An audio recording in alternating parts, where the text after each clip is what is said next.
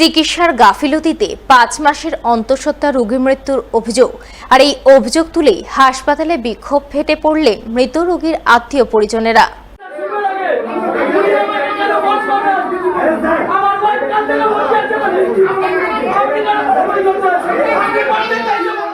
সোমবার এই ঘটনাকে কেন্দ্র করে ব্যাপক উত্তেজনা ছড়ালো মালদার চাচল সুপার স্পেশালিটি হাসপাতালে।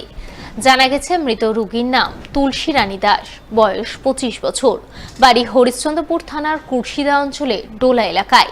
তাকে রবিবার তার বাড়ির লোকজনেরা প্রচণ্ড পেট ব্যথার কারণে চাচল সুপার স্পেশালিটি হাসপাতালে ভর্তি করেন। কিন্তু ভর্তি করার পর সেভাবে হাসপাতালে চিকিৎসা হয়নি। কার্যত বিনা চিকিৎসাতেই সোমবার সকালে ওই রোগীর মৃত্যু হয় বলে অভিযোগ। আর এর পরপরই মৃত রোগীর আত্মীয় পরিজনরা ক্ষোভে ফেটে পড়েন। তারা হাসপাতালে বিক্ষোভ দেখাতে শুরু করেন। যদিও পরে চাচল থানার বিশাল পুলিশ বাহিনী গিয়ে পরিস্থিতি নিয়ন্ত্রণে আনে।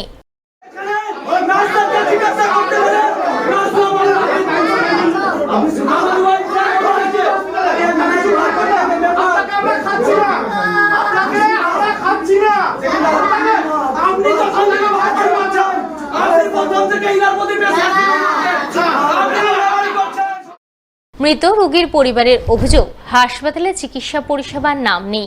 রবিবার রাতে মাত্র একজন চিকিৎসক দেখে গিয়েছিলেন মাত্র। তারপর থেকে নার্সরাই চিকিৎসার দায়িত্বে ছিলেন, কিন্তু তারাও রোগীর দেখভাল ঠিকঠাক করেননি। রোগীর পরিবারের লোকজনেরা কিছু বলতে গেলেই নার্সরা তাদের সঙ্গে দুর্ব্যবহার করেন। এই সমস্ত কিছুর প্রতিবাদ জানাতে এবং চিকিৎসক নার্সদের শাস্তির দাবিতে তারা বিক্ষোভ দেখাচ্ছেন। বাড়িতে ছিল, বাড়িতে দিদির পেট ব্যথা থেকে জ্বালা যন্ত্রণায় আর থাকতে পারছে না। আমাদের বাড়িতে ফোন করলো, আসলাম, এখানটায় চাচল আনা হলো। আগে দিশারিতে যেখানটায় চেক করে দেখাচ্ছিল দিদি, ওখানটায় দেখালো। তো ওখানটায় ডাক্তার নাই, স্যালাইন ট্যালাইন দিল, সুইটি করলো। তো ওখানটায় কম্পাউন্ডারগুলো দেওয়া আছে, তো বলছে এখন তো ডাক্তার নেই, আর আমরা করতে পারছি না। তো ওখান থেকে নিয়ে আসা হলো হসপিটালে, ট্রান্সফার করে দিল হসপিটালে আসার পর ভর্তি হলো। ভর্তি হওয়ার পর স্যালাইন দিল, সুই দেওয়ার পরে আর দিদি থাকতে পারছে না। যখনই একটু থাকছে আবার চিৎকারে পেট ব্যথা ফাটে যাচ্ছে। তো ম্যামকে বলা হচ্ছে, দু একবার দেখলো, তারপরে আর অত দিচ্ছে না। আমরা তো ডাক্তার শুধু রাত্রিবেলা একবার এসেছিল, কি দেখেছে কিনা বাস দেখে একটু খালি চলে। আমি পরিষ্কার বলছি, এখানে নার্সদের পুরো গাফলতি এবং চিকিৎসার গাফলতি। আমার ওয়াইফ ভর্তি আছে, সকাল থেকে কোনো ডাক্তার এখনো দেখিনি। আমি নিজে খুব চিন্তিত যে পাশের পেশেন্টটা মারা গেল। আমি তো নিজে একজন গর্ভবতী, আমার ওয়াইফ ভর্তি আছে, আমি তো চিন্তিত থাকবোই। আরও অনেকে চিন্তিত আছে যে এখানে কোনো সুব্যবস্থা নেই, ভালো চিকিৎসা হচ্ছে না, নার্সদের ব্যবহার ভালো না, নার্সরা নিজেদের বিহেভিয়ার ঠিক করছে না। আমরা চাইছি এর সুব্যবস্থা হোক এবং প্রশাসনের যথাযথ ব্যবস্থা নিক, আর যে গার্ডে ছিলেন উনার ব্যবস্থা নিক। এ বিষয়ে চাচল সুপার স্পেশালিটি হাসপাতাল কর্তৃপক্ষকে ধরা হলে তিনি মৃত রোগীর পরিবারের অভিযোগ খতিয়ে দেখে যথাযথ ব্যবস্থা গ্রহণের আশ্বাস দেন। এই অভিযোগটা আমি আগেও পেয়েছি, আমি যত সম্ভব দ্রুত কড়াকড়ি ব্যবস্থা করছি। আগামী ২৪ তারিখ একটা মিটিংও ডাকা হয়েছে এটা নিয়ে। জেলার স্বাস্থ্য আধিকারিকরা আসবেন, তাদের সামনে এই ঘটনার পুনর্বিবেচনা করে তার আলাপ আলোচনা হবে। আর অবশ্যই মাতৃমৃত্যু ঘটেছে, এটাতে সবাই দুঃখিত, আমরাও অত্যন্ত দুঃখিত এবং মর্মাহত।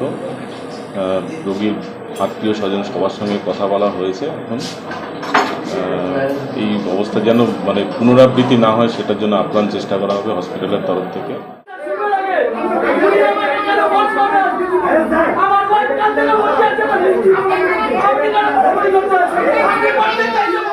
এবারে বিধ্বংসী অগ্নিকাণ্ডের ঘটনা ঘটল মালদার হরিশ্চন্দ্রপুর ২ নম্বর ব্লকের ভালুকা অঞ্চলের মামুমোড় সংলগ্ন হাতিচাপা এলাকায়। আগুনে পুড়ে ছারখার হয়ে গেল ১০-১২টি দিনমজুর পরিবারের ঘরবাড়ি। ঘটনাটি ঘটেছে সোমবার সকাল ৭টা নাগাদ। জানা গেছে, ওই সময় হাতিচাপা গ্রামের এক গৃহস্থ বাড়িতে রান্নাবান্নার কাজ চলছিল। ওই সময় কোনোভাবে উনুন থেকে আগুন ছড়িয়ে পড়ে। বাতাসে মুহূর্তের মধ্যে আগুন বিধ্বংসী রূপ ধারণ করে। আশপাশের আরও বেশ কয়েকটি বাড়ি আগুনের গ্রাসে চলে যায়। সঙ্গে সঙ্গে গ্রামবাসীরা পরিমরি করে আগুন নেভাতে ঝাঁপিয়ে পড়েন, কিন্তু কোনো লাভ হয়নি। আগুনের তীব্রতা এতটাই বেশি ছিল যে কিছুক্ষণের মধ্যেই 10 থেকে 12টি দিনমজুর পরিবারের ঘরবাড়ি পুড়ে ছাই হয়ে যায়। যদিও পরে দমকলের একটি ইঞ্জিন গিয়ে আগুন নিয়ন্ত্রণে আনে বলে জানা গেছে।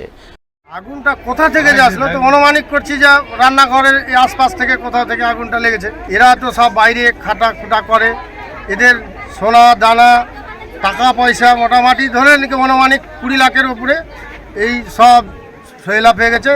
পরিবার ধরে নাকি প্রায় 10 থেকে 12টা পরিবার একদম ধ্বংসের মুখে। এদের কাছে না খাওয়ার পরনের না একটা থাকার কোনো যে একটা বস্ত্র কোনো কিছু বাঁচিনি, সব হস্তক্ষেপ হয়ে গেল, সব দানা পানি জ্বলে পুড়ে সব প্রশাসনের কাছে আমরা চাইছি আমাদের কাছে সাহায্য করুন, আমাদের পাশে দাঁড়াক।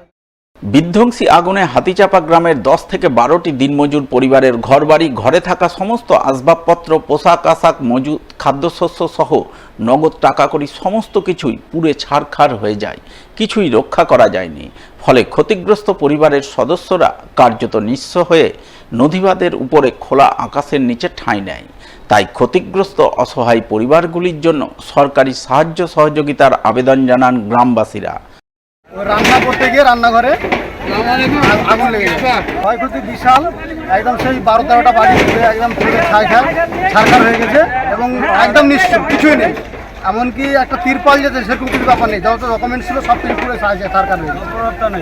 আমরা চাইছি প্রশাসন সাহায্য করবে এবং ওদের একটা পুনরায় ঘর নতুন করে বানিয়ে দেওয়ার ব্যবস্থা করবে এবং ওদের যে ক্ষয়ক্ষতি হয়েছে কোনো জায়গা থেকে দিয়ে। ঘটনায় ক্ষতিগ্রস্ত অসহায় পরিবারগুলির পাশে দাঁড়ান স্থানীয় গ্রাম পঞ্চায়েত সদস্য। তিনি জানান 10 থেকে 12টি পরিবার পুরোপুরি নিঃস্ব হয়ে পড়েছে, তাদের কিছুই রক্ষা হয়নি। তাই তাদের সরকারি সাহায্য সহযোগিতা করার জন্য তিনি প্রশাসনের বিভিন্ন মহলে আবেদন জানিয়েছেন। আশা করছেন সরকার ক্ষতিগ্রস্তদের পাশে দাঁড়াবে।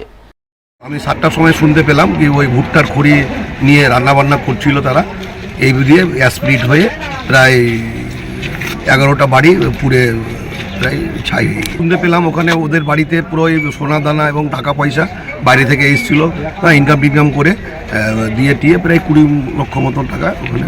আমি একটাই জিনিস চাইবো, আমি এবং অঞ্চল প্রেসিডেন্ট, মানে আমরা তো গভর্নমেন্টের অ্যাকচুয়ালি জনপ্রতিনিধি হিসাবে আছি এবং আমরা তো গভর্নমেন্টের লোক। আমি আমাদের মন্ত্রী সাহেবকে এবং আমাদের রাজ্যের মাননীয় মুখ্যমন্ত্রীকে আমি একটাই অনুরোধ করব যে দুস্থ পরিবার এখানে যে পুড়ে আজকে আগুন লেগে যে রাইছাই হয়ে গেছে, তাদের পাশে আমাদের পশ্চিমবঙ্গ সরকার ভালোভাবে দাঁড়াক এবং তারাকে দুহাত তুলে এবং প্রচুর হারে সাহায্য করে।